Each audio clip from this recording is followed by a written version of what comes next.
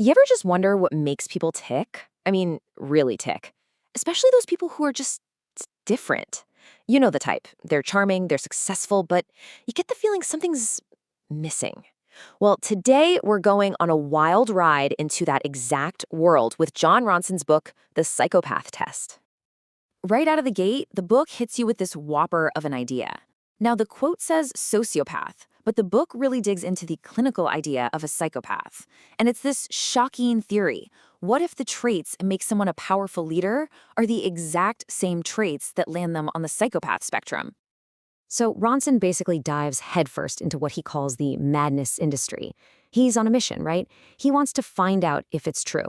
Are the boardrooms and the halls of government really crawling with people who just don't have a conscience? And what he finds is pretty mind-blowing. Think about it. We praise leaders for being ruthless, for making tough decisions without getting emotional, for having this incredible self-belief. We call it great leadership. But you put those same traits in a different setting, and suddenly you're looking at a very, very different label. Okay, so this is the million-dollar question, isn't it?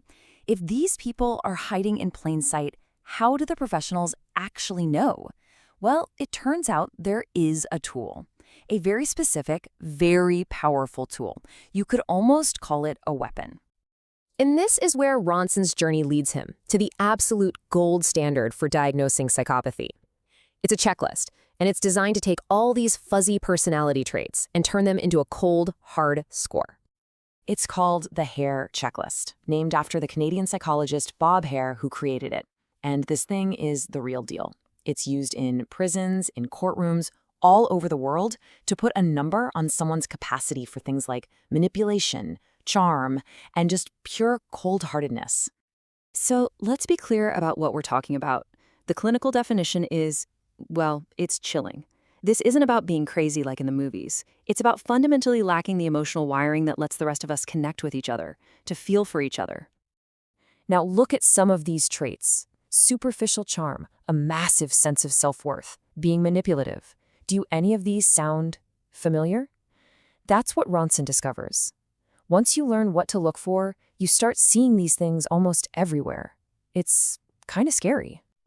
So Ronson, now armed with this powerful checklist, goes to two places that you think are polar opposites, corporate boardrooms and high-security prisons. And he asks a fascinating question. Are the people at the very top and the people locked away at the bottom really all that different? And this slide just lays it out perfectly. On one side, you've got a paramilitary leader, a mass murderer, who straight up says, "I don't feel empathy." On the other side, you've got this celebrated CEO, Chainsaw Al, whose philosophy is basically that a good leader can't flinch from doing bad things. It's eerie how similar they sound. And guess what? Both scored high on the test. And that's the whole point, right? It all comes down to context. In one situation, a total lack of empathy gets you labeled a monster. But in a boardroom, that same trait can get you a reputation as a tough, decisive leader, a soaring stock price, and a 7-figure bonus. Society punishes one and celebrates the other.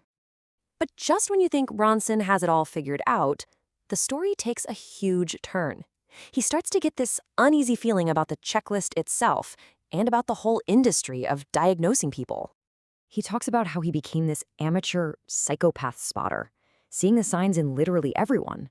You know that feeling when you learn a new word and suddenly you hear it everywhere? It was like that for him, but with psychopathy. And it makes him wonder, are we just turning normal human flaws into medical conditions? And that leads him to this one single number, 374. What is that?